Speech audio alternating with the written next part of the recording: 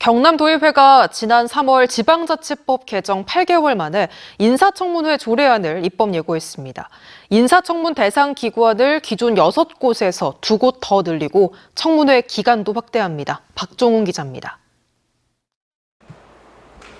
경남의 산업과 경제 활성화를 위해 지난 2020년 개원한 경남투자경제진흥원, 같은 해 경남의 관광산업 발전을 위해 출범한 경남관광재단, 이 두 기관의 원장과 대표이사는 그동안 인사검증 절차 없이 도지사가 임명했는데 앞으로는 경남도의회 인사청문회를 거쳐야 합니다.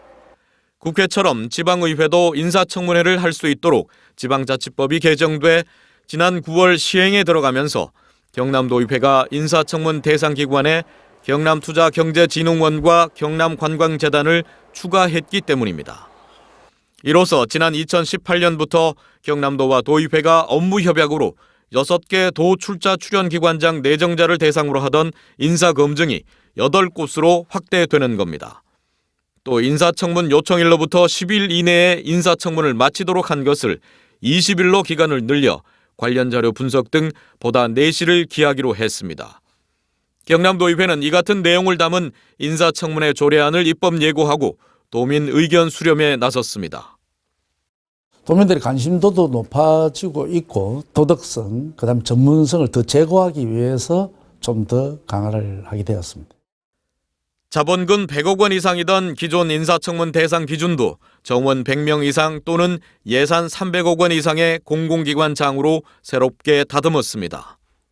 조직 규모, 그다음에 예산 규모가 보통 이제 큰 곳이 사업이 보통 이제 좀 많다고 저희가 좀 판단을 했거든요. 그런 기관들이 이제 도민에게 미치는 영향이 이제 좀 크니까. 경남관광재단의 경우 예산과 정원 모두 새 기준에 해당하지 않지만 지역 경제에 미치는 영향 등을 고려해 이사장을 인사청문 대상에 포함시키고 마산의료원은 기준에는 들지만 고도의 전문성을 이유로 인사청문 대상에 원장을 추가하지 않은 것으로 알려졌습니다. 하지만 집행부 견제감시라는 의회 본연의 역할에 충실하기 위해서는 인사청문 대상 기관을 더 확대해야 한다는 지적은 여전합니다.